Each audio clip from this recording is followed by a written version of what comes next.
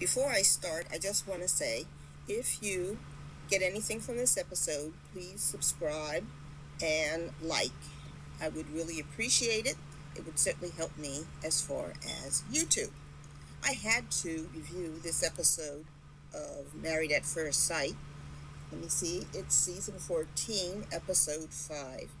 I was shocked, appalled, and it left me unable to sleep well. And so I'm going to do my review and tell you what I think of this particular episode. Well, it starts off with everybody getting up. I think it's day 3 of their so-called honeymoon. So they get up. The first people they show are Lindsay and Mark getting up, and they decide what they're going to do for today. And Lindsay says they're going to go down and learn how to make pina coladas. Mark says okay, but he's apprehensive, and he says, well, let's not drink too much, because he's thinking about the bus trip where Lindsay started arguing with Katina and her husband because of, she was telling them they needed to speak Spanish in Puerto Rico and some other things, and they got mad at her because she had no relation to them, and why in the world was she telling them what they had to do in Puerto Rico? They were going to do what they wanted to do. So Mark had to calm those two down, and he doesn't want to repeat. He certainly doesn't want to get in an argument, and he certainly doesn't want to get in any physical fight.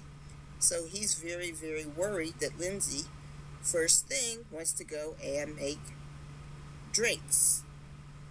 He agrees. They go down to the bar, and they have a good time. Lindsay is drinking a pina colada, so is Mark, and then it's Mark's turn to make pina coladas, and you can see him dancing and having a lot of fun. So that goes well, and Lindsay doesn't seem to be too drunk. Next we see Jasmina and Michael. They're in the bedroom. She's still in bed. He went out to get some food, and he brings back something for her for breakfast, and he brings back black coffee. Well, she's already told him she can't stand black coffee, so she puts that on the bedside table, and she begins nibbling on the bun that he brings back, and he says, you still don't like black coffee? Well, this shows me Michael has some sort of problem, because it's been one day. This woman is in her 30s, and she said already that she didn't like black coffee, and somehow or another he expects that overnight she has completely changed and now likes black coffee. She says no, she doesn't like black coffee, and she likes coffee with cream and sugar. He says he'll try to remember, and then she says she slept fairly well. He says he slept well until she got into bed. Then he was awake, and he was just thinking. Well, that's kind of eerie to me, and I don't like that answer. But anyway, he says he was upset about an argument they had the other day, and he feels that since the wedding, which was 2 days ago, he felt they have grown further apart and they have some kind of distance between them, and he's upset about that. Jasmina says she doesn't agree with that. Michael says he's concerned because they haven't progressed enough in their relationship, and he felt they should have grown closer in the time that they've been married. Again, this is day 3, and he feels that they are not going to be successful as a couple unless he puts more effort into it, and that he's not a very talkative person. Jasmina, in an aside, says she thinks Mike is overthinking, and that if he continues overthinking about all of the issues, that he will lead to the downfall of this marriage. Michael says, well, perhaps he is overthinking, but he is very concerned. He wants this to be successful. He says, this is serious. I've got a ring on my finger. And He says that every morning he feels that it's crucial that he gets to know her and that they progress faster. Next, we see Alyssa get up, and of course, she's in a room by herself. Then we see Chris get up. He says he's unhappy with the situation between he and Alyssa. He says he knew there would be some incompatibilities with marrying somebody at first sight, but he didn't think that would come so soon. And he still wants to give Alyssa a chance and hopes things will get better. Then we see Noy and Steve getting up. They're still in bed. Noy says she's happy with her husband. She feels that they connected right away, and she's really falling for him. They look very comfortable together in bed. She cuddles up to him. He gives her a big hug, and they're laying in the bed. She says they haven't had sex yet, but she expects that'll happen sooner than later. And Steve is feeling very confident and happy because he can tell that Noy has fallen for him. They get up, they're having breakfast, and Steve tells Noy one of the things he likes most is to find a campground next to the ocean, get up in the morning and see the ocean already there. And Noy says she doesn't like the camp. She doesn't mind being next to the ocean, she says, but it's got to be in some sort of house. She doesn't want to be out in a tent. Steve confesses that going around camping is a big part of his life. It's who he is. And so this looks like it's going to be a major problem between Steve and Noy. And I don't know why a show would give a woman a husband who doesn't have a job and who wants to spend his time out camping. She's a young girl. She's going to expect the niceties of an indoor shower, an indoor toilet at her leisure, and this is so abnormal that it is really, really bad of the people who fix up this show that they would do this to her. And I think they might have done it to her because of her background, where she grew up poor, and they figured, oh well, she'll be used to this because she grew up poor. But no, I think that is unequal treatment. Give her a husband like anyone else would want. Give her a husband who's used to and wants to live in a house and have an indoor toilet and an indoor shower and who wants to work. This is really stupid of the Married at First Sight people to arrange this sort of marriage, and Noy is falling hard for this vagabond. Next we see Katina and Ojuan wake up, and they look comfortable in the bed, and he says he likes that his wife smiles at him every time she opens her eyes, and he says she does it every time.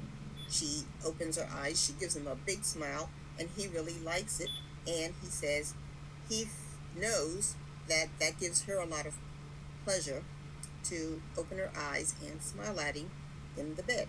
Well, they've only been married 2 days, and this is the third morning, and so how does he know that she does this every morning and that this gives her great pleasure? So that was kind of a presumptuous statement, but it is nice that he likes to see his wife in the morning, and I'm kind of questioning his statement about her getting such joy at smiling at him in the morning. He says, I think she's enjoying our moment of just waking up. I think she's trying to cherish this whole honeymoon, even little key details, and I love that. I truly took that be better to last night when I come. Hell no. I'm trying. But it's okay. You're a work in progress. Tell me what I need to do. Tell me what I need to do to get the coloring game up, because last night I thought I did it for my whole job. I swear I was touching you. No, you didn't. I didn't touch you at all? You rolled over. Really? I gotta work on it. Just like, or you know what, maybe we should do like, big spoon, little spoon. Like if I roll over and you're behind me. Well, I feel like I'm too big for practice, right? Like this, yeah. Like, You just sweat so much. that's what I'm saying. So, like, Yeah, we can't cuddle until we figure out the sweating problem. I don't want to wake up and you're dripping. You know I can't take your sweat. I can't. It's so much. it's like one of those things that just look good until you have it. You know how sweaty you get? Honestly, right now I give up. Under the nerves, though, because, you know, I'm sleeping next to a beautiful woman. It's not that. No? No. He needs to go to the doctors and see if they can give him Botox injections under his arms and see if that will help him out, because I can't be waking up to a soaked left side of the bed. Don't make that face. I'm serious. Well, the question comes, maybe he does have a health problem, but of course, I'm sure the show gives them physical exams before they get into their marriage. No, I'm just kidding. This show doesn't do anything to prepare these people. And I'm sure they have not checked this man out for any kind of diseases or health problems. So she's right. If he has having severe night sweats, he should be checked out and make sure he doesn't have any kind of disease. The other thing is, she says she wants to cuddle with him, but yet he sweats too much for her. Well, you can't ask the man to cuddle and then complain that he sweats too much. It's one or the other. Because if he's sweating too much, you need to bring in a fan or turn up the air conditioning, or let him sleep on his side of the bed and stay away from you so that you have some space and you don't get all wet with the sweat, and then you can see each other in the morning. But if he's going to cuddle you, you are going to get sweaty, and if it's normal for him, if he doesn't need any kind of major health care, well then you're going to get sweaty if he's cuddling. So she wants one thing, but what she wants she can't get because she doesn't like to be near him because he sweats. It's kind of a crazy situation. But this couple gets even crazier. I think he felt some sort of hostility towards her for her statements, especially on TV, because then we see him with his thumb playing with her wig line, rubbing back and forth as if to dislodge her hair from her scalp. And I think that was done on purpose, just to see how much she could tolerate, and she did look a little worried and upset. Then we go back to Mark and Lindsay, who have just finished making pina coladas, and Mark says, tell me a little bit about your dating history, and Lindsay says, well, buckle up because I've dated every engineer on the block. And he says they're just cheaters, stealers, and liars, and she wasn't happy with them. And Mark laughs, and she says, well, what about you? Then Mark says, well, he didn't have any real connections in college, but later he did find one person that he had a great relationship with, but she was a heavy drinker, and then the relationship faded and went from I love you to not liking each other. So that is something he's very concerned about.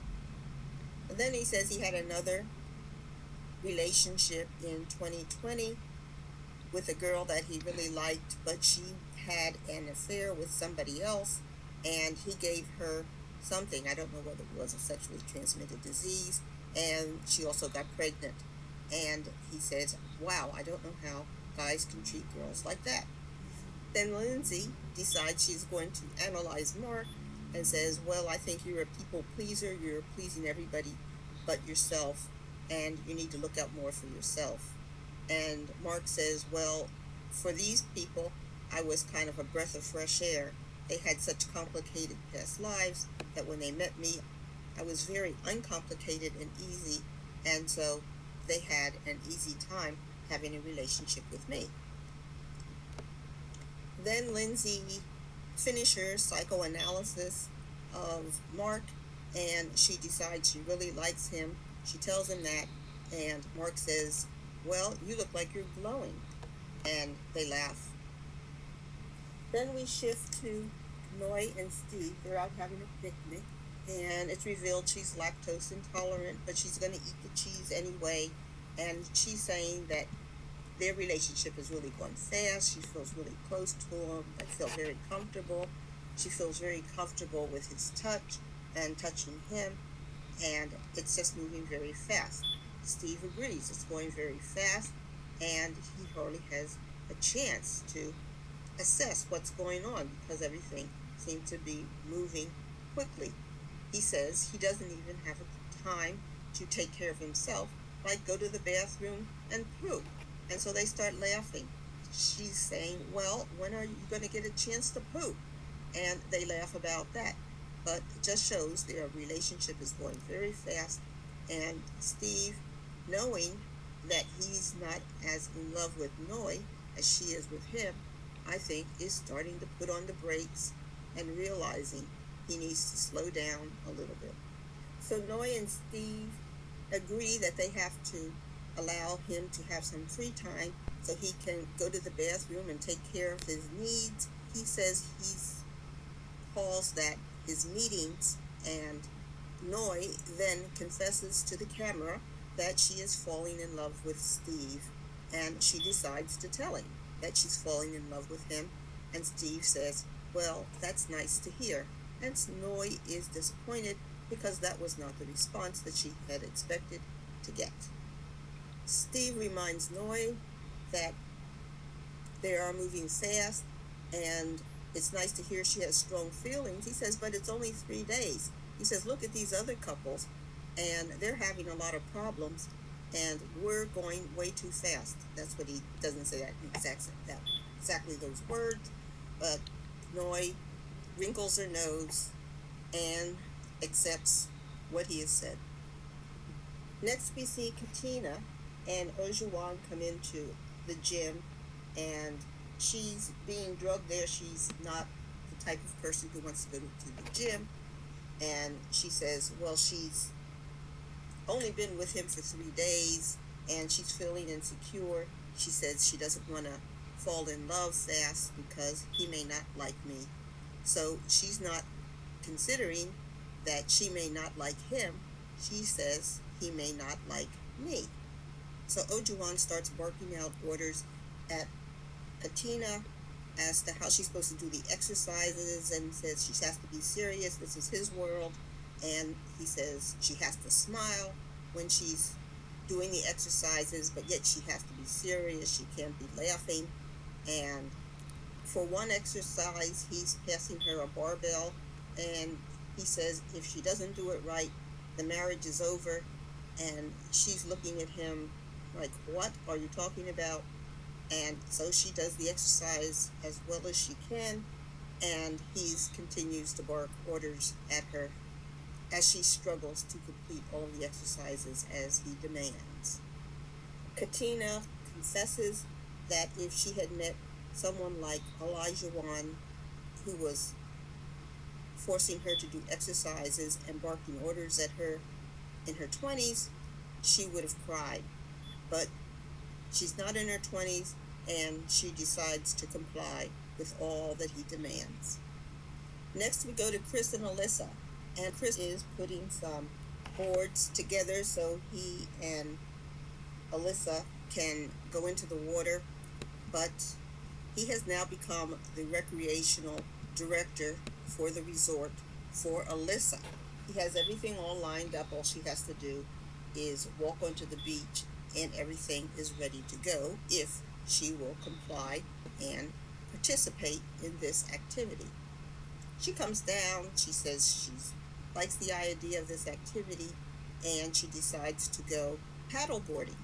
And she says it looks like fun. They go paddle boarding. She's laughing. He's having trouble staying on board because he's never done it before. She seems very skilled at it. She stays up, and they have a good time. It's noticeable that she does have a stomach pouch, like she may have had a pregnancy in the past, and that pouch kind of overhangs her shorts. So I was curious because we've never been told she had a pregnancy or a baby. So I was wondering why her stomach was so obese. However, she said when she saw Chris's body that he was not her type because he was overweight and out of shape. And so that was kind of telling how she can expect so much from Chris, yet she herself is also out of shape. Chris apologizes to Alyssa for not having told her how fabulous she was enough in the beginning of their relationship, and he asks her about their problem. She says, well, she went to see a psychic before she met him, and the psychic said that her mate was going to have very pretty eyes and have an eagle tattoo. Chris laughs, says he's not getting an eagle tattoo, and I just advise Chris to give up because if she's having this hard a time attaching to him currently, she's going to have an even worse time if he would ever have a receding hairline. Then Jasmina and Michael are sitting down to talk, and Michael says he has kind of a low expectation. He's always looking for the bad things to happen. He says he's experienced the death of his mother, of his father, of his grandmother, and a death of some of his friends, and he's had so many of these experiences that he's always waiting for the next bad thing to happen, and that takes him to a place where he finds he overthinks his relationships and has trouble forming good connections. Jasmina says, well, instead of looking at it as waiting for the bad, maybe he should instead realize that life is short and appreciate the good things that happen, and realize that since life is short, you can't waste your time just waiting for the bad. Now the show has arranged for all 5 couples to get on a catamaran and take a tour and get to know each other. And this looks like a not so fun boat ride. While they're talking, Elijah Wan asks the group if anyone has consummated their marriage. Well, this is none of his business. Why would he ask this? And no one admits to it, but they start focusing on Lindsay and Mark, laughing, saying they think they have consummated the marriage. You